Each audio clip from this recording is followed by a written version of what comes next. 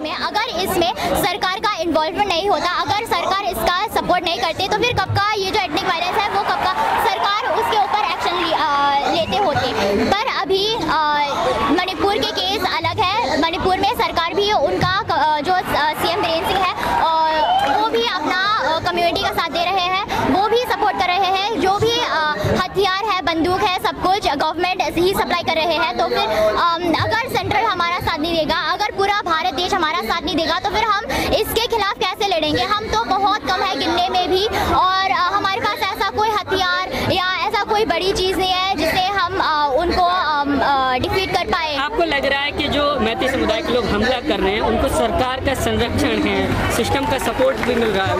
हमें सिर्फ यही नहीं लग रहा है, लेकिन यही सच है, यही सच है। क्योंकि पिछले सालों में जब से बीरेन सिंह सीएम बने हैं, तब से उन्होंने बहुत सारे ड्राइविंग लाइसेंस इशू किए हैं, और गन लाइसेंस इशू किए हैं। और जब इतने सारे गन लाइसेंस इशू किए हैं, हमारे जो हिल डिस्ट्रिक्ट्स में है, उन्होंने वहाँ लाइसेंस गन्स को कलेक्ट किए हैं। और सिर्फ वही नहीं, ये गवर्नमेंट रिप्रेजेंटेटिव के नाम पर ये मेइतेई लोग जाके गवर्नमेंट क्वार्टर्स जो इम्फाल में है, वहाँ जाके पूछते हैं और जाके देखते हैं कि कहाँ कहाँ मेइतेई मतलब कुकीज़ और लोग रहते हैं, और उसे मार्क करते हैं। और जब ये एथनिक वायलेंस शुरू हुआ 3 तारीख मई को, तो फिर हमें देखने को मिलता है कि जहाँ जहाँ वो मार्किंग हुआ था, वही उनके ऊपर ही हमला किया जा रहा है, किसी और घर का कोई नुकसान नहीं पहुँच रहा। तो फिर तो ये पूरा प्री प्लान लग रहा है? हाँ जी, पूरा प्री प्लानिंग है।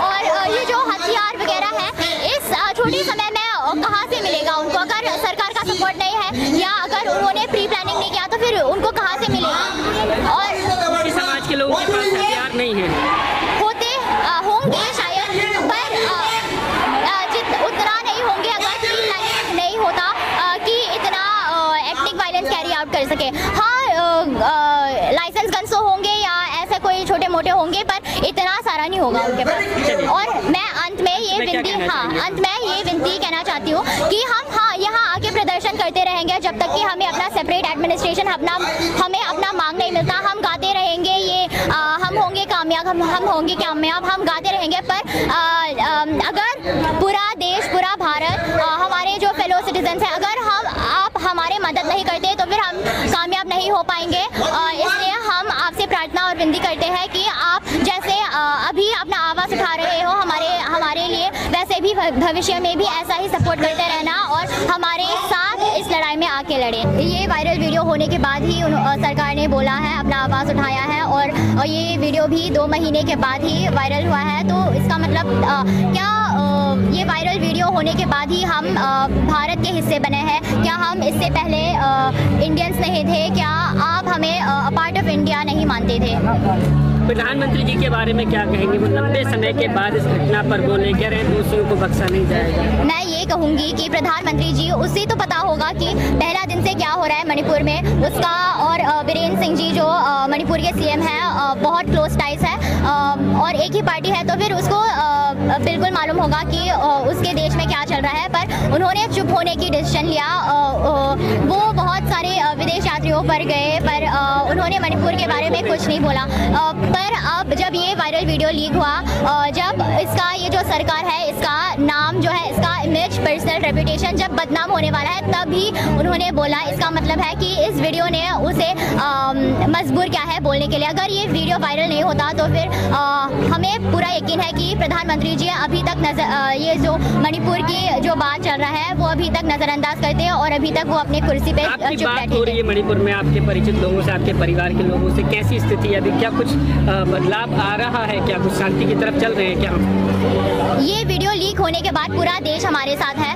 हम बहुत खुश हैं इसके बारे में, और हमने सोचा कि हाँ चलो ठीक है, अब पूरा देश ने हमारा ये जो बात है सुन लिया, अब हम साथ में आवाज़ उठा के इसके खिलाफ लड़ेंगे। पर इस वीडियो के वायरल होने के बाद और उससे भी इस वीडियो लीक होने के बाद भी हमने बहुत सारे प्रदर्शन कर चुके हैं। उसके बाद भी ये जो हमला किया है उन मेइतेई लोगों ने हमारे ऊपर, ये रुका नहीं। अभी भी फायरिंग चल रहा है घर पे, और कल भी हमारा एक लड़का मर गया है और चोट लगी है दूसरे लोगों को भी। तो हमारा इतने सारे जवान आर्मी में हैं, देश के लिए उन्होंने अपना जान हाजिर करके देश बचाने के लिए वो बहुत कोशिश कर रहे हैं, पर घर पे यहाँ उनके परिवार को रेफ्यूजीज माना जा रहे हैं, इनके बीवियों को, इनके बेटियों को रेप करी जा रहे हैं और सरकार चुप बैठे हैं। क्या लगता है, लाखों की संख्या में हमारे देश में आर्मी है, सरकार अगर चाहे केंद्र सरकार तो वहाँ भारी फोर्स भेज करके शांति स्थापित की जा सकती है, तो क्या केंद्र सरकार का रवैया जो है वो आपके प्रति भेदभावपूर्ण लग रहा है आपको?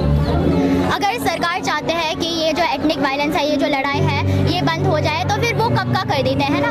पहले दिन से उन्होंने कुछ नहीं किया, बीरेन सिंह जी या फिर सेंट्रल का जो सरकार है उन्होंने कुछ नहीं बोला। इसका मतलब यही है कि जो भी मणिपुर में हो रहा है इसका स्टेट का सरकार इसके पीछे है और भारत सरकार, ये जो सेंट्रल सरकार है, बहुत अच्छे से पता है उनको। अब देखिए, जनता ने ही उनको कुर्सी पर बिठाया है, जनता ने ही उनको वोट करके वहाँ तक पहुँचाया है, पर आज जब जनता को ये सब सहना पड़ रहा है, जब मणिपुर के जो कुकी ज़ऊ हैं उन पर एथनिक वायलेंस, एथनिक क्लेंसिंग हो रहा है, तब ये जो हमारा सरकार है जिनको हमने चुना है वो अभी चुप बैठे हैं। तो हम ये चाहते हैं कि प्रधानमंत्री जी, हम आपसे विनती भी करते हैं कि आप एक ऐसा प्रधानमंत्री ना बने जिसे हम जिन्होंने आपको वोट किया है हमें पछताना पड़े कि आपको क्यों चुना। हम ये चाहते हैं। मणिपुर के सीएम बीरेन जी का एक बयान आया था कि ऐसी घटनाएं वहाँ पर होती रहती हैं, तो क्या इतने भयावह हालात हैं मणिपुर में? उन्होंने बोला कि ये जो 2 महिलाओं के साथ हुआ है ये कोई बड़ी बात नहीं है, ये तो बस छोटा मामला है। देखिए, अगर इतने सारे FIR फाइल हुए थे और इतने सारे केसेस हैं, तो फिर आपने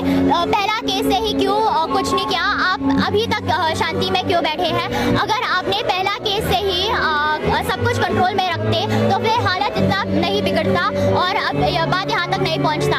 और हमें यकीन है कि अगर अभी भी सरकार कुछ नहीं करते, अभी भी उन गुनहगारों को सजा, कड़ी से कड़ी सजा, हमें फांसी चाहिए उनके लिए। अगर उनको ये नहीं मिलती तो फिर भविष्य में भी, आज तो सिर्फ कुकी ज़ऊ लोगों के साथ हुआ है, भविष्य में भारत के किसी भी लड़की के साथ हो सकता है। बेटी बचाओ बेटी पढ़ाओ की बात कही गई थी भाजपा के द्वारा, केंद्र में भी भाजपा की सरकार, राज्य में भी भाजपा की सरकार है, तो क्या लगता है ये सरकार जो है महिला सुरक्षा में बिल्कुल नाकाम साबित हो रही है? हमें मंजूर है और मैं मानती भी हूँ कि ये जो बेटी बचाओ बेटी पढ़ाओ है, इस स्कीम ने बहुत सारे लड़कियों की जान जो खतरे में थे उनको बचाया, पर अभी जब वो अगर इस स्कीम को भारत में इंट्रोड्यूस किए गए तो फिर पूरा भारत में फेयरली इंट्रोड्यूस क्यों किया नहीं गया? वहाँ हमारे जो मणिपुर में है इसका कोई अवेयरनेस नहीं है और ये विमेन हेल्पलाइन वगैरह का भी हमें बहुत कम पता है। तो फिर अगर मोदी जी को महिलाओं का सुरक्षा के लिए इतना चिंता है तो फिर मैं चाहती हूँ कि वो पूरा देश के महिलाओं के लिए चिंता करें, सिर्फ मेनलैंड इंडिया का नहीं, क्योंकि नॉर्थ ईस्ट भी भारत का हिस्सा ही है। मणिपुर नहीं जाते हैं प्रधानमंत्री, राजस्थान में कल गए थे, विदेशी दौरों पर भी जाते हैं, तो उनके बारे में क्या कहें? मैं ये कहूँगी कि प्रधानमंत्री जी के पास समय है विदेश यात्राओं पर जाने के लिए और इलेक्शन कैंपेन्स पे जाने के लिए, उनके पास बहुत समय है। एक जानवर का जो जान चला गया उन पर बोलने का बहुत समय है, पर उनके लिए समय नहीं है, उनके लिए सिर्फ 30 सेकंड है मणिपुर के बारे में बोलने का। तो फिर प्रधानमंत्री जी, अगर आप दुनिया के बड़े बड़े लीडर्स के साथ हाथ मिल